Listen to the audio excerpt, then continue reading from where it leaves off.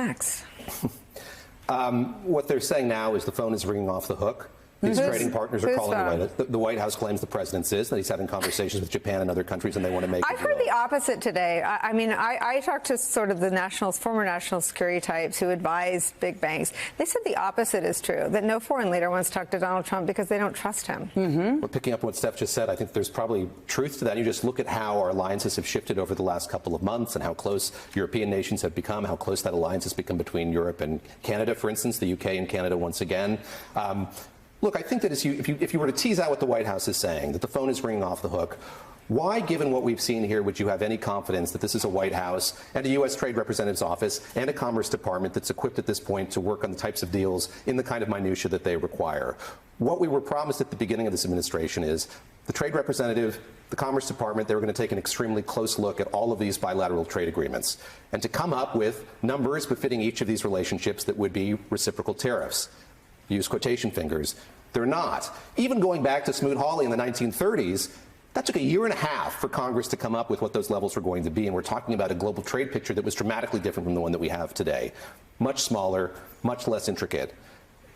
We're to believe now that 50-plus countries are going to be trying at this moment in time to renegotiate all of these deals. It is a mammoth, if not Sisyphean task for these countries to undertake right now. Here's what should scare you. The fact that Elon Musk is spending his days posting videos of Milton Friedman talking about how bad tariffs are. The fact that you have Elon Musk and Peter Navarro sort of sparring in public, and the likes of Bill Ackman, okay, a hedge fund manager who was a huge outspoken supporter of Donald Trump, rather on dialing into the White House, which I'm sure he's got the phone number to do, he's now lobbying the president via tweet like, thank you, Mr. President. You know the whole entire country thinks you're smart, fantastic, and really good at golf, and the tariffs on their face are a good idea. But here's what you need to do. The fact that you're seeing major business people plead with the president over Twitter in hopes that an aide in the White House will print out Bill Ackman's tweet, walk into the Oval Office, and read it to him. That's the environment that we're in. So when you're wondering why the markets are so skittish, that's the level of confidence that they have. And if you can't have confidence in what our policies are, then what can you believe in? Well, I guess my question for you is, how does it end? Listen, the White House would like us to believe that this is a short-term pain, that we, even short-term recession, but we're going to start to improve things over time. They're going to be able to refinance our debt, which is a huge amount, which is coming due in the next 2 years. How's this going to end? Right now, people are crossing their fingers and praying, honestly, that the White House can come up with some cockamamie short-term wins for the president to save face so they can be done with these tariffs. So this is what I heard as well. They're looking for the hostage taker who's taken the global economy hostage to find a dignity-saving off-ramp. Correct. And that is what the entire future of the global economy hinges on? Correct. Well, to pick up on that, I mean, I think if you look at the market moves that we saw today, there was, and it was before the weekend as well, they're looking for where those off-ramps are and is the gate open. And what we had the president and his team of advisors doing over the course of the weekend, and the president doing just a few moments ago in the Oval Office, is putting that gate down and saying it's not there. So again, if you look at what the Dow did today, if you look at that kind of green Christmas tree this morning when it did go into the green because of this erroneous tweet, it was that hunger for erroneous tweet was it? It was somebody had clipped Kevin Hassett, the president's economic advisor, suggesting that maybe the White House would be open to a 90-day pause, the likes of which that Bill Ackman had suggested. The White House very quickly in a comment to CNBC shut that down and said that's not the case. But it was able to live and breathe in that moment long enough that investors had this renewed sense of optimism that maybe cooler heads were going to prevail, that exit ramp was going to be open.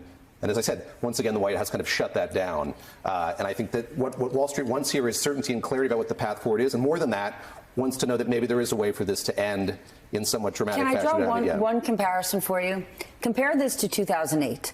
The weekend leading into Lehman Brothers, Bear Stearns, what was the government doing? They were huddled up figuring out how we're going to save the United States. And you saw trading desks at every bank rushing to the office on that Sunday night. Last night, that Sunday night, traders were rushing to the office as the futures market was opening, figuring out what they were going to do. What was our government doing this weekend? Donald Trump was golfing in Florida. So while the government was trying to save America in 2008, what we're experiencing right now is the government inducing it, saying, well, time to take your medicine, boys and girls. Well, and this comparison was drawn for me as well. Someone said your old boss was viewed as a partner in trying, and that George W. Bush had Barack Obama and John McCain and Nancy Pelosi at the White House. One of those two men would be the next president. Nancy Pelosi was the Speaker of the House.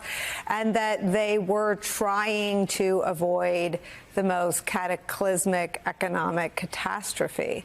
And the difference here is that they have created a cataclysmic economic catastrophe that rivals that one. And that's why the market is moving so dramatically, because beneath the tariffs, it's a healthy economy. Okay, in 2008, it wasn't a healthy economy, right? Like beneath the surface was a disaster, and you didn't know how far it was going to spread. Now, you take these tariffs away, and yes, we've got a fiscal cliff issue, we've got a net deficit issue, but we are a million miles away from a financial crisis. You saw the jobs number on Friday. It is A-OK. So the reason the market is hanging on every possible tweet that Kevin Hassett may have said is because once you take tariffs off the table, things are OK. Just imagine this boiler room as well, if there were to be one. Everyone has a different perspective on what's happening here and what President Trump thinks. And there is a kind of unanimous level of deference to the president. It's up to him if we're going to negotiate. He's going to decide who we negotiate with. You go back, rewind the tape to last week, you had Howard Lutnick saying maybe he's up to open a negotiation, maybe he's not. Same thing with Scott Bessent, same thing with Kevin Hassett. I think nobody knows really what the president thinks. There is this remarkable level of self-awareness we didn't have in the first Trump term, I think, which is nobody dares to speak or guess what the president wants to do. There's an awareness that it is up to him, but it kind of renders useless the kind of atmosphere that you're talking about, where you could have an economic team in one place with what? All of these people wondering sort of, again, where are the off-ramps going to be or how's this going to work out? Someone made the point that the Jeffrey Goldberg joined group chat about striking the Houthis is the policy analog that smart people should be looking at, that there is no principles process. They didn't go and look at targeted tariffs. He wanted to do a performative press conference and someone made him props. In the same way, he greenlit a strike. And J.D. Vance was the only one on the group chat trying to slow it down or sort of ingest any sort of policy deliberations. How much are business leaders becoming students of the last 10 years of Trump? It's why they're hanging on to the hope that Scott Bessent might even be in the room. And even though they're not saying Scott Bessent is the great savior, they know that he actually has a deep understanding of markets. Okay? Howard Lutnick is a hugely successful guy, but where he comes from is Cantor Fitzgerald. Cantor Fitzgerald is a broker's broker. As one hedge fund manager described it to me today, I used to sell bonds for a living to hedge funds, and so I was maybe BSing one person on the end of the phone. A broker's broker is lying to both ends of the phone. And so you have a person who's never actually taken principal risk, who doesn't understand this. And it's why you're watching investors now completely panicked, because they're saying there isn't even a group of people in the room coming up with this formula or coming up with these negotiations. Never forget, the reason Peter Navarro, who believes in these protectionist tariffs, the reason he ended up in the Trump universe is because Jared Kushner did an Amazon search looking for anyone out there whose beliefs were aligned with Donald Trump's views on tariffs. And the one person he plucked from obscurity was Peter Navarro, who is now at the center of all of this. My Greek isn't good enough to know that formula was bonkers from the beginning. My math isn't good enough. But Scott Bessent knows that it was. And I think that that's a huge problem here as well, that Peter Navarro introduced that, and there are people around the president who would recognize the fact that that formula wasn't what the White House, again, promised that they were going to do when it came to these reciprocal tariffs. And I think that's something that bears observation, the fact that and this is what they came up with. And we all saw the president hold that thick ream of paper when he was in the Rose Garden. This is our extensive report. We know now that it didn't have the kind of due diligence and execution that we were promised at the beginning. And I think that that's a fundamental challenge for this administration, recognizing the fact this wasn't done the way they said they were going to do it. But I guess my only follow-up question is there anyone in the business world who is surprised that a flimsy, bogus, unvetted, unverified, thoughtless piece of paper was the vehicle that destroyed the global economy? Steph can jump in here, but I think the level of surprise was that he did this much based on that. The tariffs are as draconian as they are and as broad-based and wide-ranging because of how minimal they are. Truthfully, they always knew this is who Donald Trump was, but they thought they bought him off. Because in the first term, he was thrilled to be surrounded by CEOs. He was thrilled to get invited to Steve Schwartzman's birthday party in Palm Beach. Now that Donald Trump is the super rich guy that he always wanted to be, and it's through crypto and it's through Truth Social, businesses that are completely flimsy. Now he's not actually listening to any of those people on Wall Street that kind of thought they had him in their back pocket. Now he's pulled a crazy Ivan, and they're going, how could this have happened? And I'll just leave you with this last point. Last week, I was speaking to someone close to Scott Bessent in this administration. And were they making an argument to me what Scott was negotiating and why any of this made sense? No.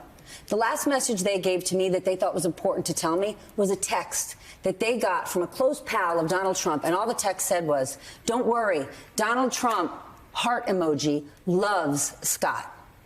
So this is and the reason this is important is that person should have been talking to me about why these policies matter. But no, the number one thing they need to make sure the media understands is that Scott's not going to get fired. Trump loves him. Or Howard's not going to get fired. They're BFFs. The country doesn't give a hoot who the president loves or doesn't love in the administration. The country wants to make sure he loves the 330 million Americans who live here. With that in mind, President Trump's tariffs have stock futures plummeting again this morning. The Dow is down more than 1,100 points, while the S&P 500 and the NASDAQ have both dropped by 3%. This follows a market freefall to end the trading week, capped off by the Dow losing 2,200 points on Friday. It was the first time that the index had ever lost more than 1,500 points in back-to-back days. The massive losses were also fueled by China, announcing on Friday it would impose a 34% tariff on all goods imported from the United States beginning this Thursday. Meanwhile, President Trump continues to downplay the tanking markets, writing on social media last night that his tariffs are a beautiful thing to behold. Minutes after that post, he spoke to reporters on Air Force One. There's been some speculation, partly because of the video that was posted on Truth Social, that there was some sort of deliberate effort on your part to have the market sell off. Can you talk about that? No, that's not so.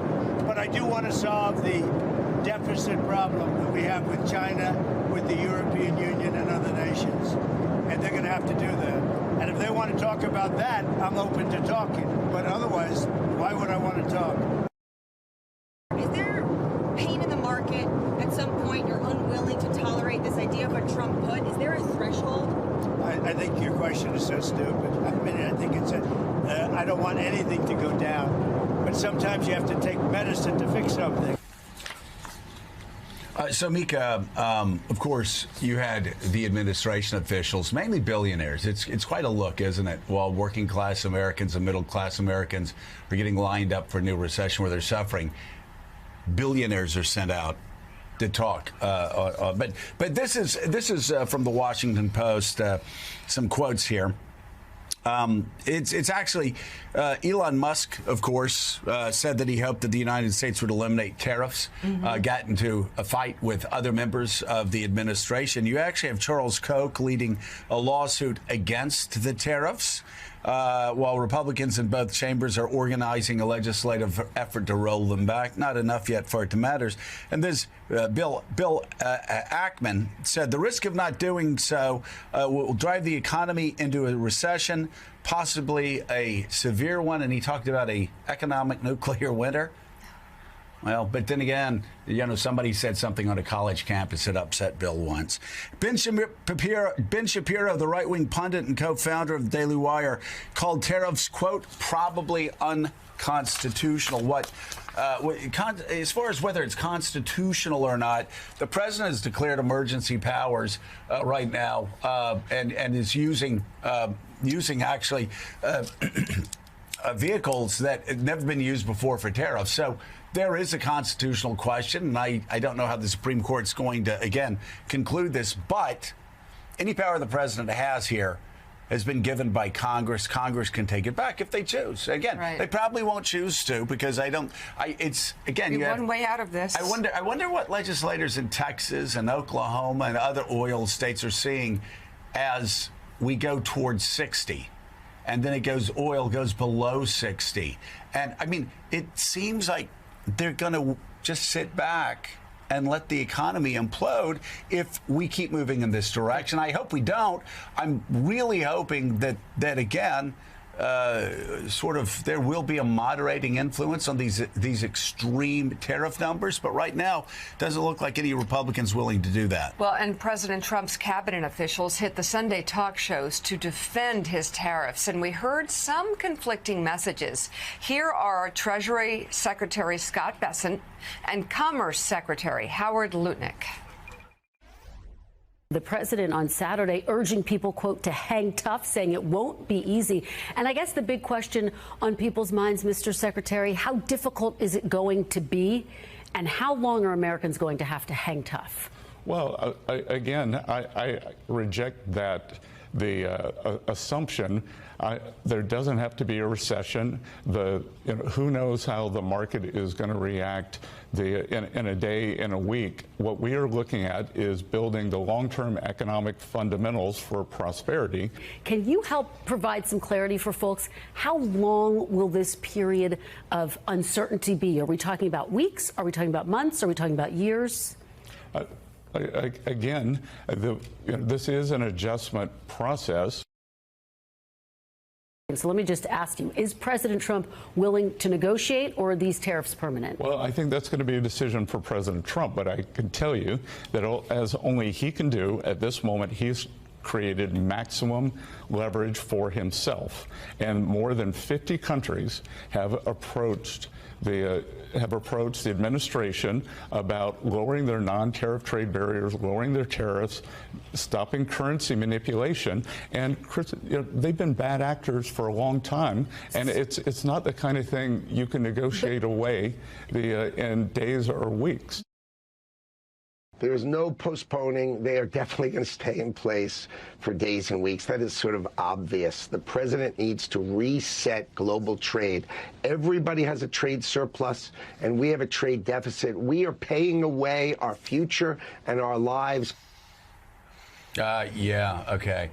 Anyway, I'm just curious, Richard Haass, if you've been seeing the Treasury Secretary over the past week, he looks about as comfortable as a New York Giants head coach predicting a Super Bowl championship next year. He is not, Scott Bessent, not comfortable with what's going on. You can see he's not comfortable with what's going on because he doesn't know a single person around him that he's worked with for the past 30 years in the markets comfortable with what's going on. That's exactly right. Look, Joe, let's just call this what it is, and you got at it. One is this is an economic war of choice. This is not something that had to happen. This is, what football players would call an own goal. Second of all, the president, I have the quote here, he says that sometimes you have to take medicine to fix something. The problem was the patient wasn't sick. This is economic malpractice. Let's call it for what it is. It's created problems rather than fix them. So when Scott Bessent goes out and he talks to his friends, of course he can't find anybody who's going to support what is going on. And then the mixed signals make a bad situation worse. So let's just call it for what it is. It's totally self-created. And the real question is, it seems to me, one, how do we get ourselves out of it? But we shouldn't kid ourselves on another thing.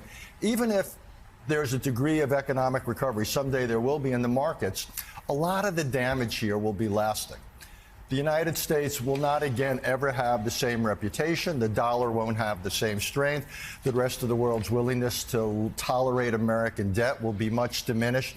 This will have lasting consequences, even if at some point what's become our 301s becomes a 351, even if it doesn't recover fully to a 401k, even if there's a degree of financial recovery, the reputational cost of this will be deep and lasting. It's pretty extraordinary right now. I want to underline, though, and I think this is very important as you hear Bill Ackman being shocked by what's going on, and you hear Elon Musk actually striking back at other members in the administration. Jonathan Lemire, it bears repeating. For those on Wall Street who are acting shocked, for those in Middle America shocked by what's going on right now, it bears repeating. President Trump, when he was candidate Trump, on the campaign trail, constantly promised this is exactly what he was going to do. This is not a surprise. Now, the severity of it took aback even some of Trump's supporters. But he told us he was going to do this. He was at rallies night after night all over this country and was cheered when he said he would levy these tariffs against China and the rest. Now, what we've seen here is business leaders had convinced themselves this was a bluff. This was a negotiating tactic. They recall his first term, where, yes, he did put some tariffs in place, but they were not as big as expected. They had sort of minimal impact. He took them off, put them back on, took them off. They thought this was a negotiating ploy. Even in the early weeks of this term, he was really inconsistent with the application of tariffs, willing to hold off on things, willing to reduce things. But now they're here. Liberation Day arrived, and the tariffs were very real, and they were significant. And business leaders just now, and some of his billionaire friends, are catching up with what that really means. And it's not just them, of course. This is impacting everyday Americans. A significant part of Americans, this is not something that just matters to billionaires. A significant part of Americans do have money in the markets. They have retirement accounts. They've watched them evaporate over the last 2 days in preparing for more losses today.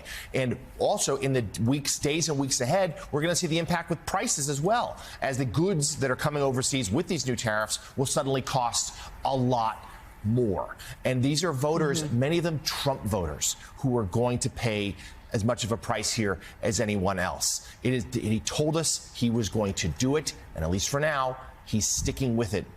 Pain be damned. We want to get right to CNBC. The anchor of Worldwide Exchange, Frank Holland, is with us. Frank, tell us what things are looking like. Well, Meek and Joe, good morning to you. Great to see you as always. So I think most of us are familiar with the idea of the rule of threes, but when it comes to a potentially historic 3-day sell-off, looking at futures, all three major indices down 2.5% or more, sparked by the tariff and Trump policy of the Trump administration. Investors, they just continue to try to figure out what are the rules and what's coming up next. So here's what we know for sure right now. More than $5 trillion in U.S. stock market value wiped away on Thursday and Friday. Another $2 trillion in market value around the world if you exclude the U.S. and the reciprocal tariffs scheduled for April the 9th, they are still on the table. So today, Morgan Stanley out saying to expect another 7 to 8% decline in the S&P 500 as tariffs weigh on the economy and investor sentiment. We seem to get some clarity about those April 9 tariffs from the president yesterday, where he said he'd be open to deal with China. That follows a lot of conflicting reports for days about if the tariffs are in fact negotiable. But unlike other times when the administration or reports indicated a deal or possibly a more measured approach was on the table, the markets, they did not respond positively today. So on my show, Worldwide Exchange, we had a highly respected market voice, Stephanie Link of Hightower. She says she's buying some stocks, in particular Meta and Chipotle, seeing some opportunity in those declines. However, or Jim Cramer taking the complete other side of the argument. He advised against any quote unquote buying the dip today. He also said he would hold cash until we see a potential response from the EU on these tariffs. And this morning, we're getting a lot of international response today. The German economic minister talking pretty tough about standing up to the U.S. Also, the prime minister of Japan scheduled to talk to the president this morning. And China today also accusing the U.S. of quote unquote economic bullying when it comes to tariffs, even calling on representatives of American companies, including Tesla, to take concrete actions to resolve these tariffs. And with all this, we have several big banks raising their odds of a recession. Our exclusive CNBC CEO survey today, released today, has nearly 60% of CEOs seeing a recession this year. And then, of course, we got something coming up. 1 month from today, we have a Fed decision. A lot of questions about how our central bank will respond to all this uncertainty. All right, Frank Holland, CNBC. Thank you, Frank. Thank you so much. As promised, joining me now is Senator Elizabeth Warren of Massachusetts. She's the ranking Democrat on the Senate Banking Committee. She also sits on the Senate Finance Committee. She knows how to talk about and explain these issues better than anyone I know. We're in Professor Warren's class right now, a little bit. So let me start there, because a lot of people are just digesting this around the country. And, you know, today Trump said that maybe some of the tariffs could be permanent. We don't know that to be the case, but just help us understand what the impact of that could be. So understand it this way. Donald Trump has done massive tariffs. And this comes from someone who actually believes that tariffs are an important tool in our economic toolbox. There are good times to use it. We want to onshore a supply chain that we want to protect. We want to make more pharmaceuticals here. We want to make more cars here. But you do this very carefully, and you do it in combination with things you're doing domestically to support so that work actually gets done. Not Donald Trump comes in and basically starts the dumbest trade war in the history of this country. And then when the markets respond, when people respond by saying, oh my God, this changes everything I do. And now we have economists out there debating, are we already in a recession? We have Goldman Sachs, Jamie Dimon saying, yeah, I think we're already there. You were quoting some of the folks. The head of the Fed on Friday saying prices are going to go up and unemployment can go up at the same time, which is the worst of all worlds. So that's all the big noise.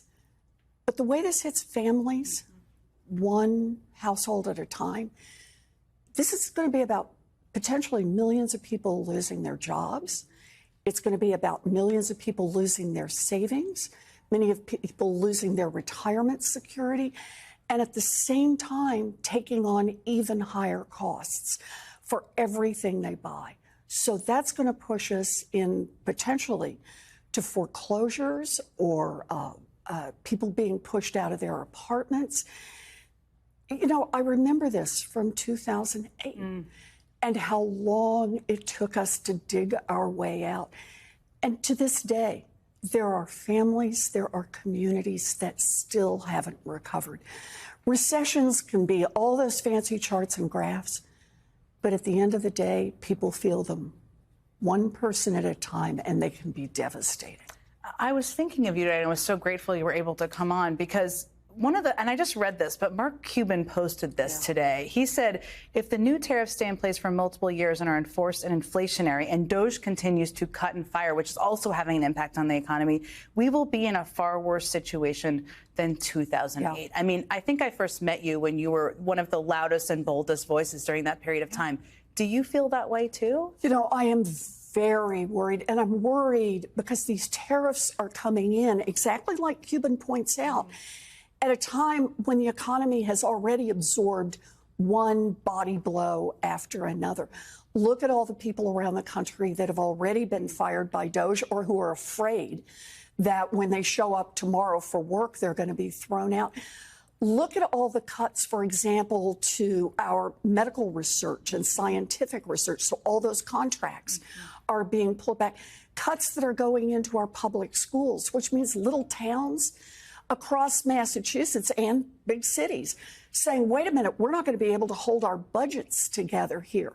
So who do we lay off? How do we manage to keep these pieces going?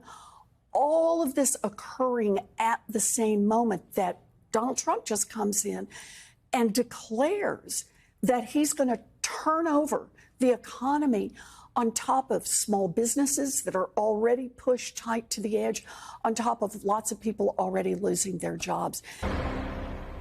Okay, by now, I hope you've seen the massive historic crowds that turned out across the country this weekend to protest Donald Trump. In cities like Boston, New York, Los Angeles, and D.C., all those places, you can see them on the screen, the turnout was enormous. Some crowds even rivaling or surpassing the size of the Women's March in 2017. But what really stood out this time, at least to me, were the protests happening in parts of the country that are a bit redder. Take a look at Salt Lake City, Utah. That's thousands of people at the steps of the state capitol on April 5th. When you need a drone to capture a full crowd protesting a Republican president in Utah, that's a big deal.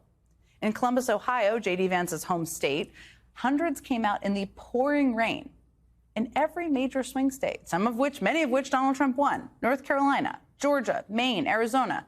Fired up crowds turned out in big, big numbers. And it didn't stop there. Tulsa, Oklahoma, Billings, Montana, Sioux Falls, South Dakota.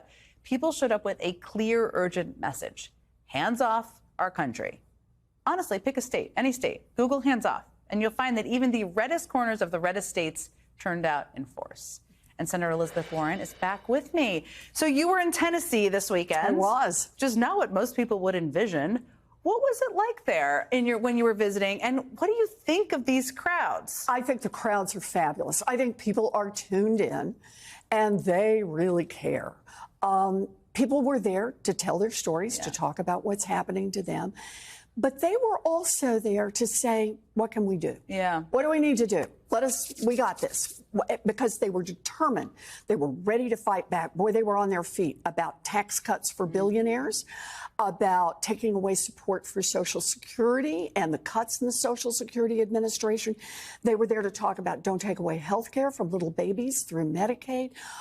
Don't take away the promises we made to our veterans through the Veterans Administration. And I'll tell you one that really got them on their feet, and that was don't cut help to our public schools. Whoa, people were fired up. That's so interesting. I'm happy.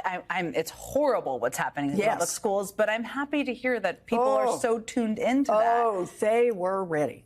We were just talking, I think sometimes after an election where your party loses, people feel hopeless. They feel powerless. They are not they shouldn't be hopeless. They are not powerless.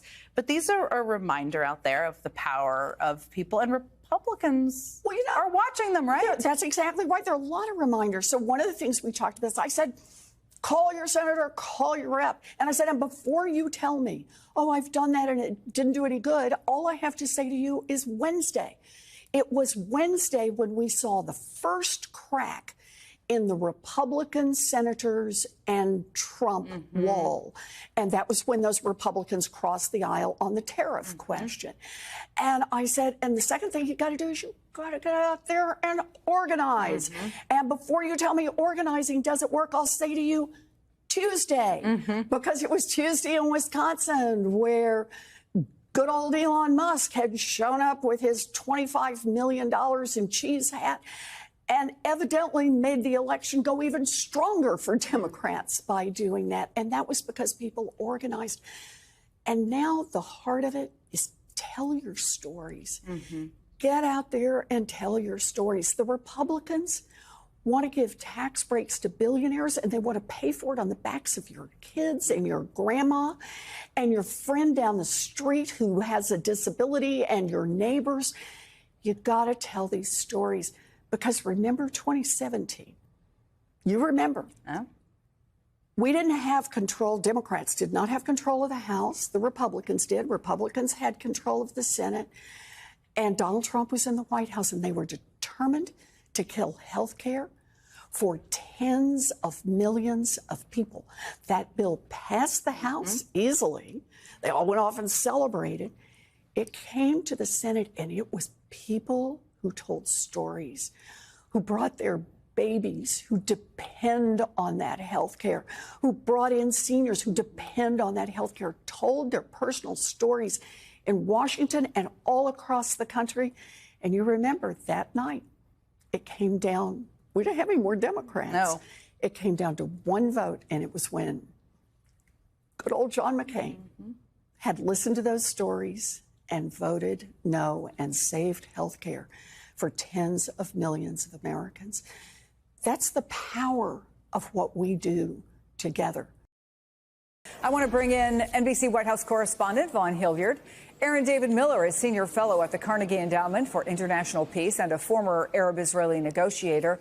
In studio with me, NBC business and data correspondent Brian Chung. So, Vaughn, just to remind folks, press conference canceled, but we're going to get questions inside the Oval. What do we know about the conversation that's likely happening between the two leaders and why that press appearance was canceled? I was told that the White House did anticipate having the tariffs be a subject of the conversation here this afternoon. Of course, Israel didn't get a pass when it came to tariffs from this administration.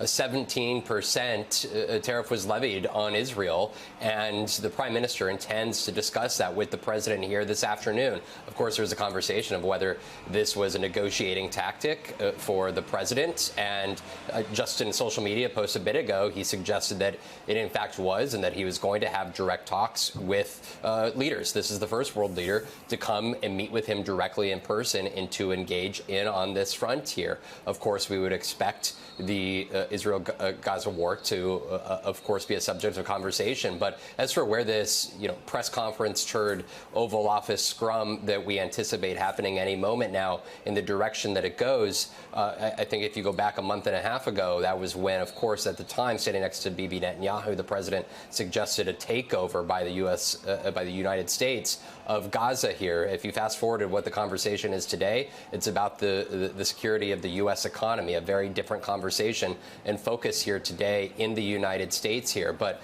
for the president, there's a lot of serious questions that he has not answered here at this point in time, especially as we watch the uncertainty on the markets here yet again today, and his cabinet officials struggle to frankly articulate a clear message about what they are willing to negotiate on and what their expectations are on other countries from Israel, but the EU, Taiwan, two places that have suggested they'd be open to potential zero-for-zero tariffs on automobiles and industrial goods. And yet Peter Navarro, his trade advisor, came out and said that wasn't good enough. So there's a lot that the president could answer and make clear here today at a time in which the market has shown it's volatile and responsive to the words that are coming out of Washington, D.C. Brian, let me play for you some of what Treasury Secretary Scott Bessent said on Meet the Press with Kristen Welker just yesterday. So let me just ask you, is President Trump willing to negotiate, or are these tariffs permanent? Well, I think that's going to be a decision for President Trump, but I can tell you that as only he can do at this moment, he's created maximum leverage for himself.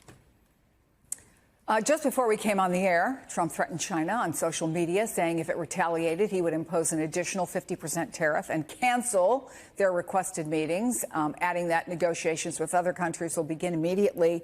Does this just sort of add to all of the uncertainty? Nobody knows what negotiations are going on with who. Does anybody know what those conversations are like? Yeah, and I think the uncertainty, another way of reading it is that, if you're a business, you also don't know how long the tariffs are going to be in place, how seriously to take some of these numbers. Is it just posturing so that you can get a negotiation by next week, and then that 34 or 17 or 25% tariff that's being floated out there is basically a moot point? What was interesting was that over the weekend we just heard the sound from the Treasury Secretary, but then on another network we heard from Howard Lutnick, the Commerce Secretary, saying that the tariffs were likely here to stay, that they would likely be in place for weeks. So I think there's been some mixed messaging from the administration, which again, if you're a business that's trying to plan, like, okay, I want to build a factory, even if you wanted to build a factory here in the United States, but you're looking at this and going, I don't even know how long these tariffs will be put in place. Maybe I should just keep my supply chain as is. I mean, that is part of the confusion. That's part of what is weighing on Wall Street. But it does sound like, based off of that Truth Social post that you just referenced, that the president is, in fact, open for negotiation. And in fact, actually, we did hear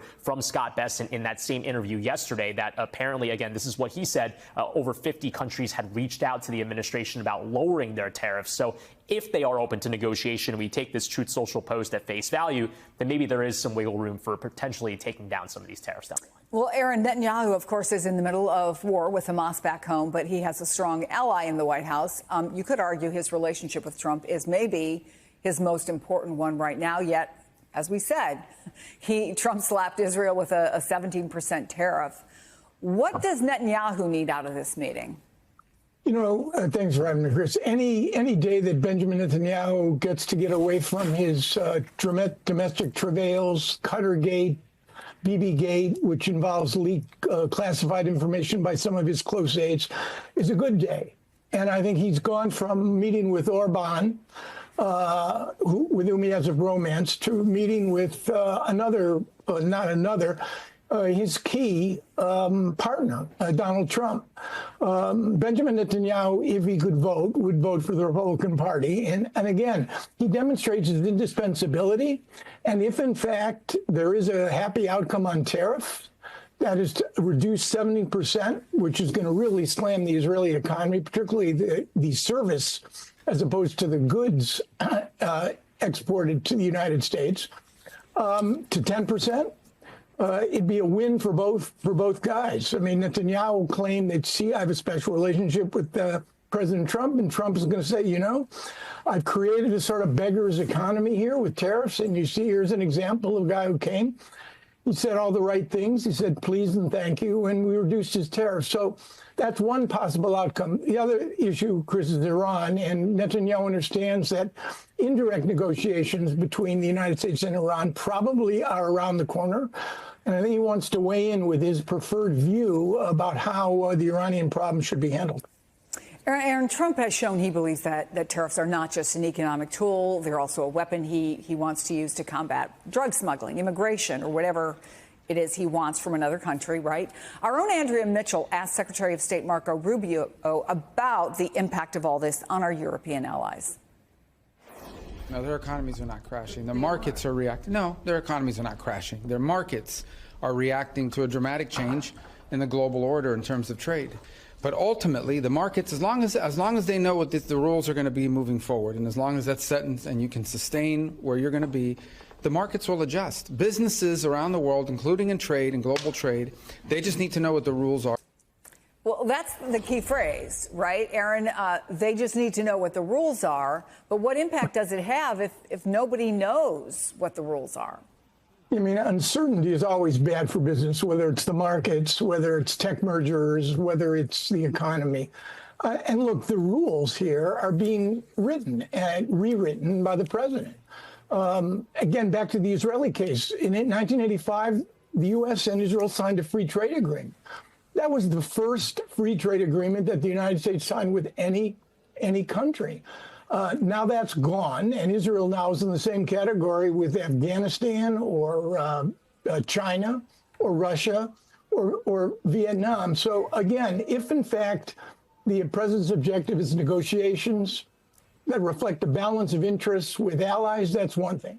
If it's in fact an effort to slam the European allies, create new rules, and chase the elusive concept of a trade deficit, then I think we're talking about partnerships eroding and a world, even though it may still be committed to free trade, that is going to break down into a lot of nations doing what they are doing for themselves and themselves only. And that, I think, is bad for the world economy and for the global system. Aaron, let me ask you, we've only got 30 seconds left, but we've been seeing the activity on the battlefield. We've been seeing the death of many more Palestinians. What is that conversation going to be like between Netanyahu and Trump? It really depends on whether or not the president of the United States is prepared to accept the fact that the longer this war goes on, the more Palestinian civilians are going to die. 41 Israeli hostages have died while in captivity, either as a consequence of beating, starvation, willful execution, or accidentally as Israeli troops prosecuted their war against Hamas. It's up to the president, because Mr. Netanyahu will keep this war going for as long as it suits his political needs and interests, because he knows, Chris, once the war comes to an end, then there's accountability, there's a state commission of inquiry, and he faces perhaps the loss of power, a conviction, or a plea deal that will end his political career. So on this one, it's up to the president. And I'm not entirely confident that Gaza is going to be a core issue in their conversation.